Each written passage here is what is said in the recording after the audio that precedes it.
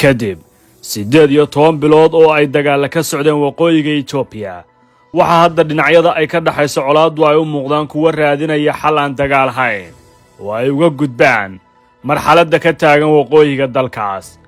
November sanadkii 2020 ayaa la xasuusan yahay in dagaal qaraar uu ka qarxay waqooyiga Itoobiya kadib markii TPLF ay weerar xooggan ku qaadeen saldhig ciidanka Itoobiya ay ku lahaayeen Maqale.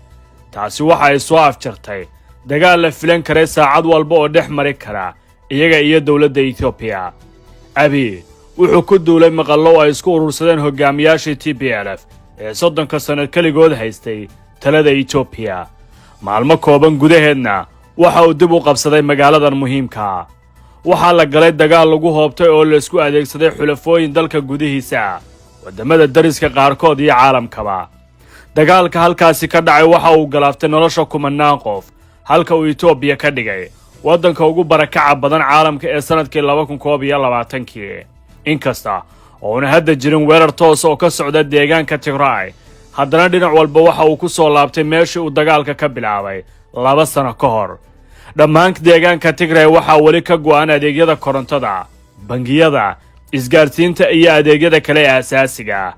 waxa bilowday waan loogu kala dabqaadayo Addis Ababa iyo Maqale oo uu garwadeen ka yahay ergeyga midowga Afrika u qaabilsan amuraha geeska Afrika Olusegun Obasanjo.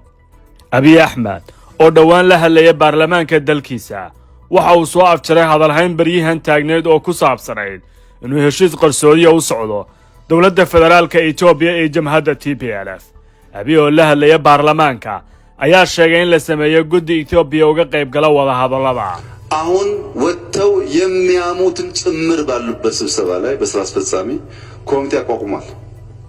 ክቡር አቶ ደመቀ መኮንን የሚመሩት ኮሚቴ guddiga la sameeyay waxa madax u ah ra'iisul wasaare ku-xigeenka dalka Itoobiya Dameke Mekonnen. waxa la filayaa in 10 ilaa 15 maalmood ay ku soo diyaarin doonaan waxa lagala xaajoonayo TPLF. 1 2 3 4 simualuling ra'iisul wasaaruhu waxa uu meesha ka saaray hadallo sheegaya in booqashadiisa Nigeria ay u dheereed inuu si qarsoodi ah ula kulmay xubno ka socda TPLF ama dawladda Nigeria oo arrimaha la soo qaaday. xitaa hal ilbiriqsi kama fakarin TPLF intii aan joogay halkaas ayuu yiri. ለአንዲት ሰከንድ TPLF የሚል ወርድ አልተነሳም። dagaalka TPLF waanu shaacinay wadahadalkana waanu shaacinaynaa ayuu sii raaciyay. hogaamiyaha kooxda TPLF waxa uu sheegay in diyaar u yihiin wadahadalo dhexdhexaadin oo aan marnaba noqon doonin kuwa qarsoodiya. isla jeerkaasna waxa uu sheegay inay soo dirsan doonaan ergooyin una matalaya ayuu ku yiri warqad furan oo la soo dhigay barta Twitterka. dhammaadka bishan ayaa la filayaa inay wadahadaladu dhacaan, laakiin waxa ay su'aal ka imaan kartaa meesha wadahadalku ka dhacayo. waxa la saadaalin karaa in dhinacyadu ay isku khilaafi karaan. labada meelood ee waqti xaadirkan loo badanayo in lagu qabto waa Arusha oo Tanzania iyo Nairobi da Kenya. qorshaha hore ee dhinacyada lagu geynayo Arusha waxa iskala midowga Afrika waxaana horboodaya 85 jirka hore u noqday madaxweynaha dalka Nigeria. wadahadalka la damacsan yahay in lagu qabtay Nairobi waxa garwadeenka Mareykanka. TPLF ma rabto in wada xaajoodka la geeyo Tanzania maxaa yeelay waxa ay midowga Afrika ku dhaliilayaan inuu ka aamusay colaadda gobolkooda, waxayna mar walba door bidayaan in Kenya ay marti u noqdaan. dawladda Itoobiya waxay TPLF ku dartay liiska argagixisada. TPLF ma aha kuwa kaliya ee hubaysan. Itoobiya waxa ka jira kooxo badan oo saameyn ku leh amniga dalkaas. Fano oo ka dhisan deegaanka Amxaarada waxay ka barbar dagaalameen ciidanka Itoobiya markii lagu duulay Tigray. hadda khilaaf weyn ayaa soo kala dhex galay iyaga iyo dawladda, waxayna u arkaan in Abiy heshiiskii uu kaga baxay. dhawaan waxa la xiray ilaa 1000 askari oo iyaga ka mid ah iyo waliba taliyihii ciidanka Amxaarada.